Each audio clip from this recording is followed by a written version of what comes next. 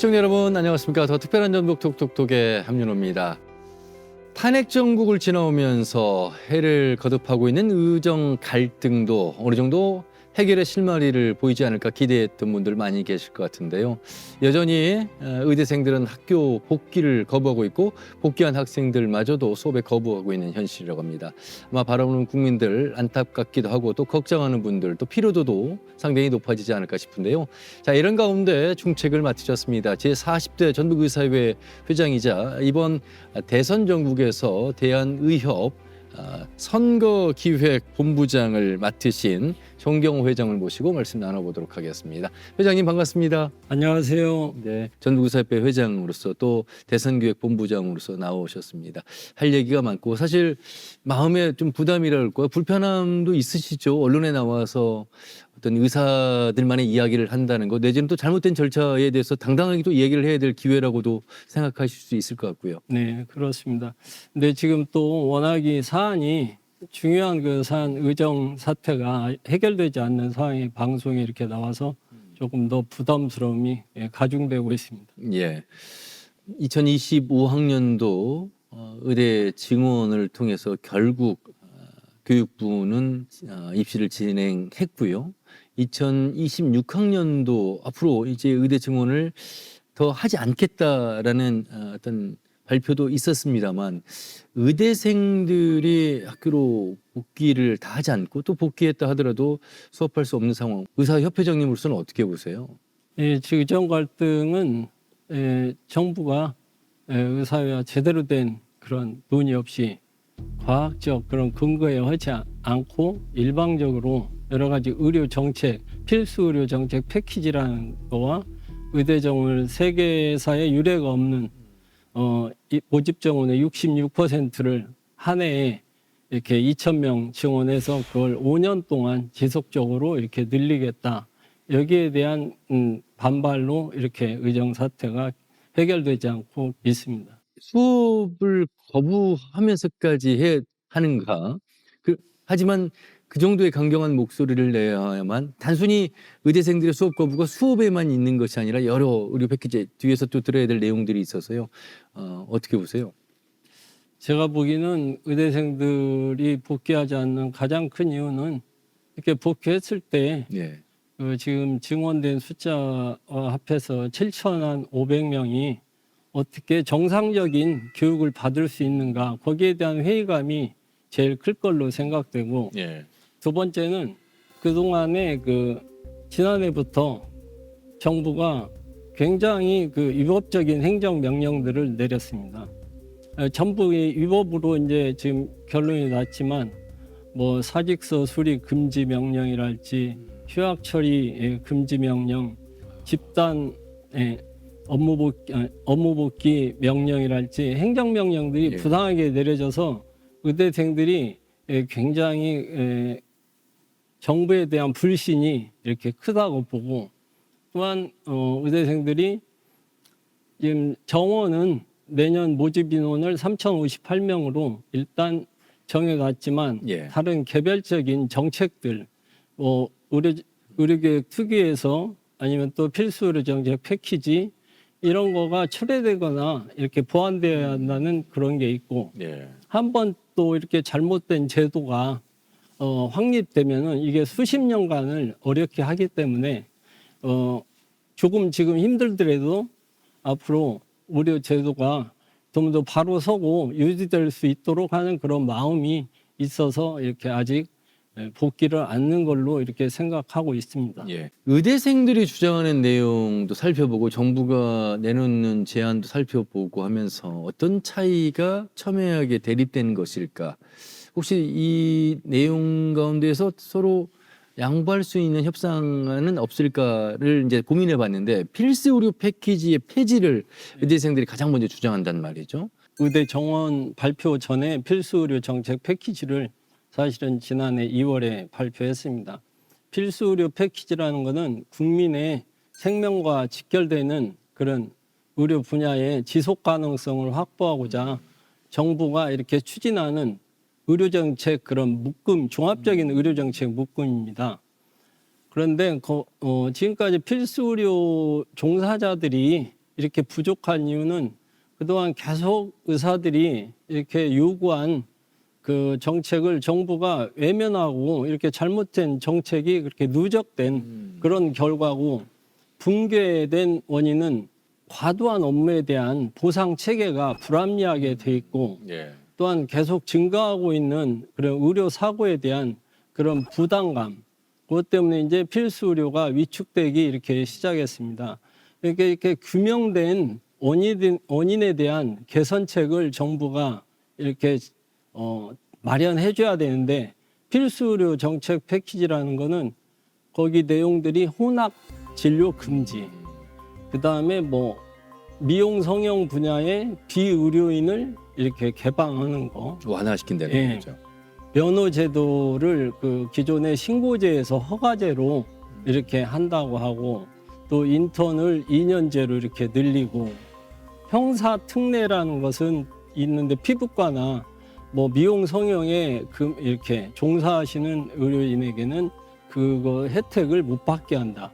이런 식으로 해서 진료 환경을 더 어렵게 이렇게 만들고 직업 수행에 이런 자유를 과도하게 침해한다, 이렇게 생각을 지금 하고 있습니다. 예. 예를 들어서 혼합 진료라 금지하면 지금은 병원에 감기 뭐 열이랄지 여러 증상이 심해서 갔을 때 보험이 의료보험 카드가 있으면 보험 진료를 받고 필요에 따라서 수액 주사를 맞았을 때 보험 진료 이렇게 해당하는 것은 보험이 되는데, 혼합 진료 금지 이렇게 해놓으면 가서 내가 수액을 맞았을 때 진료 본 것까지 보험이 안 되게, 진료비가 이 환자분들이 훨씬 일반으로 이렇게 계속 그걸 너무 어렵게 해놓으니까 의료 환경이 굉장히 열악해질 수밖에 없는 거죠.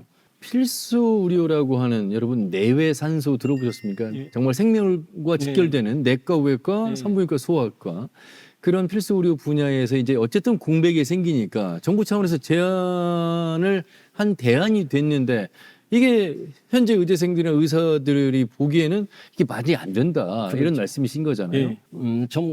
예로 지난해 이 전공이 예. 나와 있었지만 가을 하반기에도 이렇게 추가 모집이 있었지만 필수 의료와 지역 의료를 장려하기 위해서 또 회생하기 위해서 2,000명 증원을 했는데, 역으로 필수 의료에 대한 지원은 타 과에 비해서 더 현저히 더 필수 의료 종사자들이 의료 현장을 떠나는데 복귀하지 않고 예. 더 이게 취업률이 극히 저조한 상태로 이렇게 돼서 더 필수 의료를 악화시키는 정책이다, 예. 이렇게 보고 있습니다. 그 의대생의 숫자, 의사 숫자가 늘어난다고 해서 해결될 일이 아니다. 그렇죠.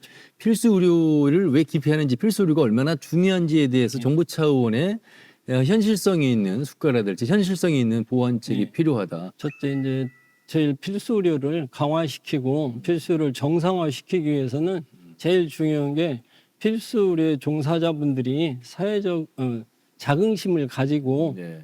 근무할 수 있는 이런 사회적 분위기가 첫째 조성돼야 된다. 제일 중요한 게, 그 다음에는 업무 과다에 대한 그런 보상 체계가 되어 있지 않기 때문에 거기에 합당한 보상 체계가 이렇게 이루어져야 하고, 영국이나 일본의 수백 배에 달하는 그런 형사 처벌에 대한 법적 소송, 그게 형사 그 소송이 법적으로 이렇게 완화돼야 된다.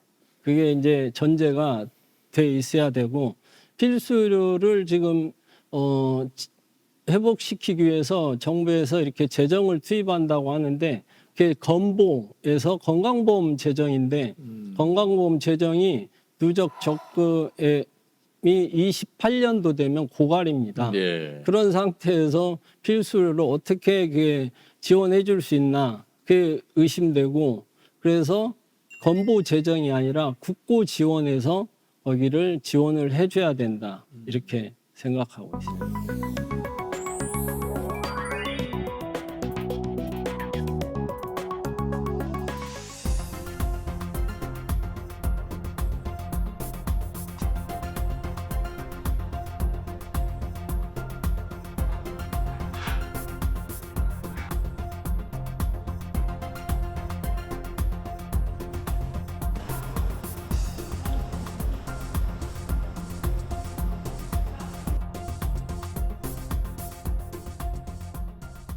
전주를 포함한 이제 14개 시군이 있는데 우리 군 단위로 가면 소도시의 경우는 의사가 부족하다. 이런 얘기를 많이 하는데 회장님 보시기는 어떠세요? 지금 우리나라 인구가 제일 중요한 게 지금 감소 추세입니다. 그렇죠. 예, 특히 전북의 이 소도시에는 인구 유입이 적고 출생이 적기 때문에 인구가 줄어서 병원이 거기에 들어가 있어도 경영 압박으로 이렇게 오래 있지 못합니다. 네. 그런 이제 어려움이 있기 때문에 그런 소도시에 병원이 있게 하려면 아무래도 정부나 지자체의 지원이 필요한데 거기에 이제 진료 환경 개선이 중요하겠고 그러려면은 지역 수가 가산제 도입이랄지 아, 또 이제 정주를 이게 안정적으로 할 수 있게 주거를 제공한달지 생활 인프라를 이렇게 개선시켜서 거기서 안정적으로 진료를 할 수 있는 그런 주거 환경을 그런 개선을 이렇게 해야 되겠습니다. 예. 그리고 이제 대안으로 또한 정읍에서도 하고 있지만 시니어 네. 의사의 그런 활용 활성화.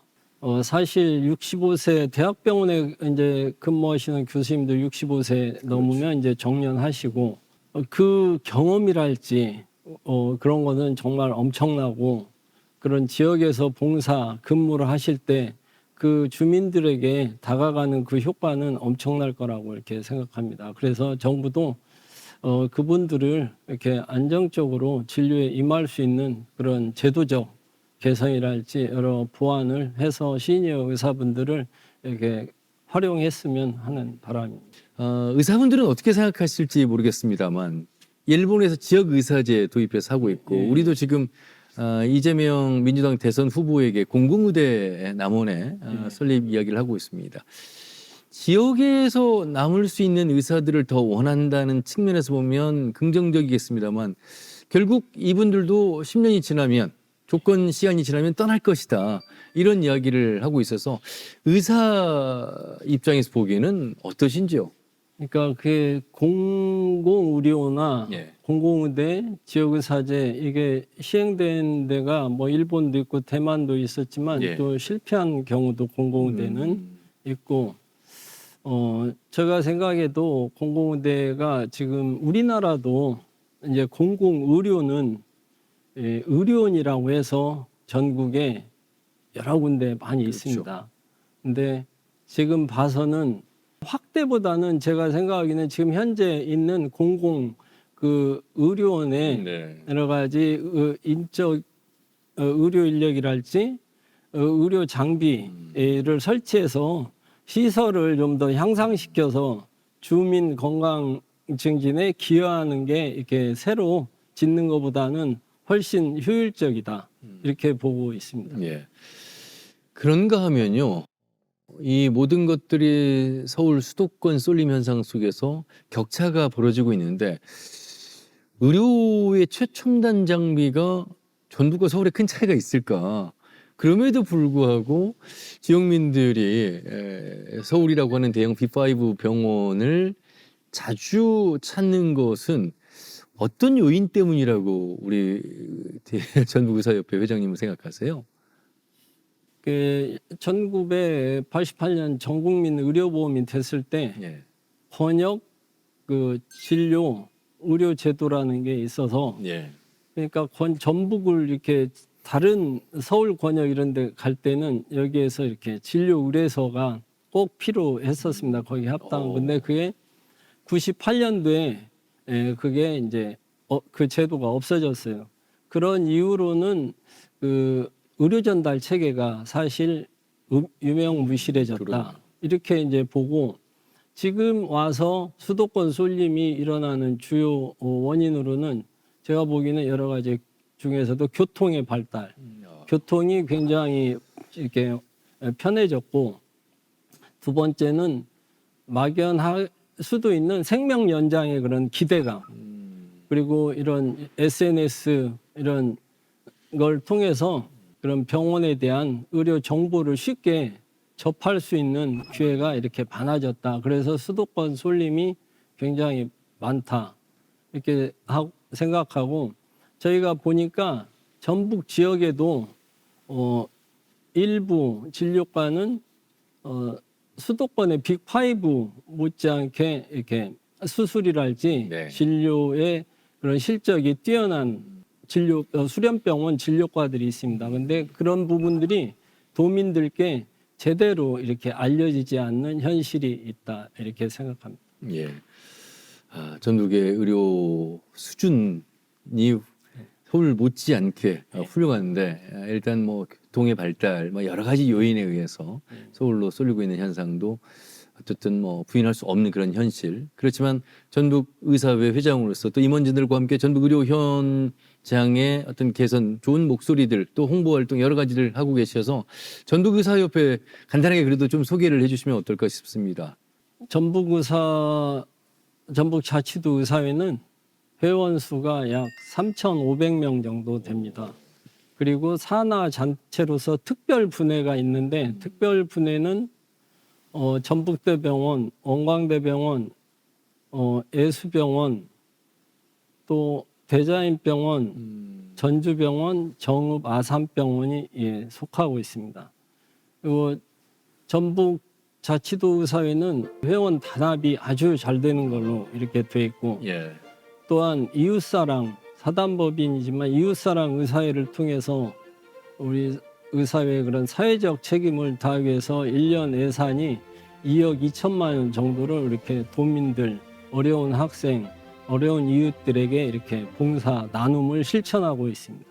참 바쁜 가운데에서도 지역 사회를 위해서 환원하는 역할들을 많이 하고 계시고 그 중책에 우리 정경호 회장님이 계시는 것 같습니다. 전북의 의료 현장에 만약에 개선할 점이 좀 있다. 그게 무엇입니까라고 질문드리면 어떤 점을 꼽으시겠어요?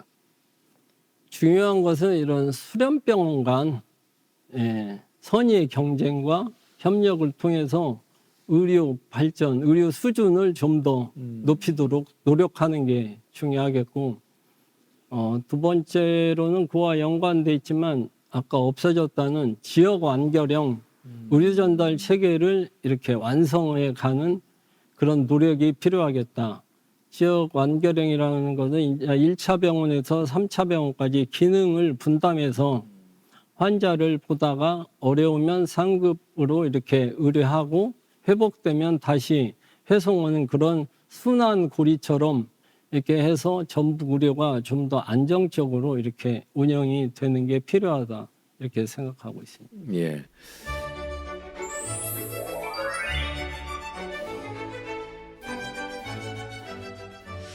의사회 회관 건립 중에 있으시죠? 네네. 예, 그 동안에는 없었어요. 그러니까 전북 의사회가 이제 역사가 78년 이렇게 이야. 됐습니다. 근데 전국적으로 회관이 없는 데가 제가 보니까 두세 군데 이렇게 됐는데 그 중에 이제 하나가 이제 우리 전북 자치도 의사입니다. 그래서 임기 중에 꼭 그 전북 자치도 의사회관을 신축 이렇게 공약으로 내걸었고 예. 그래서 그걸 실천하기 위해서 어려운 지금 환경이지만 금년 9월에 이게 신축 착공을 이렇게 계획하고 있습니다. 그 이외에 임기 동안 또 어떤 하고 싶은 일들이 있으실까요? 제일 중요한 게 이제 이 의료 정상화, 의료의 의정 갈등 사태를 조속히 마무리하고 의료 정상화가 빨리 이루어지는 게 이제 제일 큰 목표고 두 번째가 그런 아까 회관 건축, 신축 회관. 세 번째는 그런 전북 의료의 발전을 위하고 의료의 그런 수도권 쏠림 현상을 막기 위해서 전북 의료에 대한 그런 제대로 된 정보를 제가 이렇게 만들어서 도민들께 이런 홍보할 그런 계획을 가지고 있습니다. 예. 회장님, 사실 문재인 정부에서도 의대 증원 문제가 있었습니다만 다시 원점으로 돌아갔고 윤석열 전 정부에서 증원을 강행했습니다. 국민이 보기엔 이 정부와 의사들 간에 이렇게 소통이 안 되는 것일까? 충분히 소통할 수 있는, 왜 그러냐면 이미 코로나 3년을 겪었고 이 건강이라고 하는 공공의료 내지는 이 공공성의 병원이 의료가 얼마나 중요한지를 3년을 겪지 않았습니까? 그래서 앞으로의 차기 정부가 어느 정부가 될지는 모르겠습니다만 이렇게 소통하고 협의하고 함께 목소리를 듣는 그런 협의의 과정이 좀 많아져야 되지 않을까 이런 생각을 하는데 아마 전북의사회 회장으로서 또 대선교회 본부장으로서 그런 바람들 간절하실 것 같습니다. 현 정부에서 이번 의정 갈등 사태가 발생했기 때문에 새 정부로 가기 전에 이 사태를 매듭짓기를 이제 현 정부의 이렇게 결자 해지를 저희가 요구합니다. 예, 네. 그리고 4월 17일 교육부에서 26년 정원을 3,058명으로 이렇게 정해놨는데 그거는 의정 갈등 사태를 이렇게 해결하기 위한 그런 신뢰 회복의 첫걸음이라고 이렇게 생각합니다. 그리고 이번에 대한의사협회에서는 의협의 정치적 역량 강화를 위해서 전국 16개 시도의 대선 기획단을 이렇게 구성했습니다. 그래서 우리 회원들이 정치에 관심을 가지고 대한의사협회가 의료 정책을 이렇게 선제적으로 제시하는 그런 정책 단체로서의 위상을 이렇게 정립하려고 노력하고 있고요. 각 정당과 이런 네트워크를 구축해서 대선에 이렇게 회원들이 적극 이렇게 참여하도록 이렇게 독려하고 준비를 이렇게 하고 있습니다. 정부가 이렇게 바뀔 때마다 의료를 이런 과학적 근거에 하지 않고 어떤 포퓰리즘 정책으로 지지율 상승을 이끌어내기 위한 포퓰리즘 정책으로 이렇게 하다 보니까 이런 무리하게 이런 사태가 이렇게 벌어진다 이렇게 생각하고 새 정부가 들어서면 의협과 상설 이렇게 운영할 수 있는 의정 협의체를 구성해서 신뢰를 이렇게 넓혀가면서 정책을 추진하면 이런 사태가 발생하지 않고 국민들을 위한 그런 보건의료가 정착될 거라고 생각합니다. 예. 하루빨리 좀 안정이 돼서 우리 회장님 이비인후과 전문의로서 가운을 입고 환자들과 함께하는 그런 일상으로 돌아가고 싶어 하시고 아마 많은 환자분들도 병원에서 뵙기를 바라실 것 같습니다. 그리고 우리 방송을 보시는 우리 도민분들께 조금은 걱정의 시간들을 보내고 있고 병원에서 어려움을 처하고 있는 우리 도민들에게 어떤 제안하고 싶은 말씀, 당부의 말씀, 마무리 말씀 해주시면 좋겠습니다. 1년 3개월 전에 발생한 의정 갈등 사태가 아직도 지속되고 있어서 환자, 가족, 도민 여러분들이 그동안 겪었을 불안, 불편, 많은 피해에 대해서 도의사회장으로서 많이 안타깝고 죄송하다는 말씀 전합니다. 대한의사협회와 함께 전북자치도의사회는 의료 정상화를 위해서 최선을 다하겠고 앞으로도 도민의 건강 증진과 생명을 안전하게 지키기 위한 역할에 최선을 다하겠습니다. 감사합니다. 네. 전북의사회 회장이자 이번 대선기획 본부장을 맡고 있는 정경호 회장과 말씀 들어봤습니다. 아마 어느 한쪽의 논리가 아니라 이 서로의 논리를 통해서 서로 듣고 또 수렴하면서 국민들이 가장 불안해하지 않는 길로 가기를 시시비비를 가리는 것이 아니라 가장 안정적이고 또 국민은 국민대로 의사는 의사대로 정부는 정부의 지원대로 삼박자의 논리가 잘 맞아떨어질 수 있는 그런 안정된 길을 가기를 바라는 마음이 크지 않을까 싶은데요. 아마 이번 대한의협에서도 그런 부분에 대한 목소리를 계속 내고 있고 해서 이번 대선 이후에는 안정된 길 또 내지는 대선 전국 이 과정 속에서 합의와 논의가 이루어지지 않을까 기대를 가지면서요. 오늘 마무리하도록 하겠습니다. 자, 오늘 준비한 소식은 여기까지고요. 다음 주에 더욱더 알찬 소식 가지고 인사드리겠습니다. 함께해 주신 여러분 고맙습니다.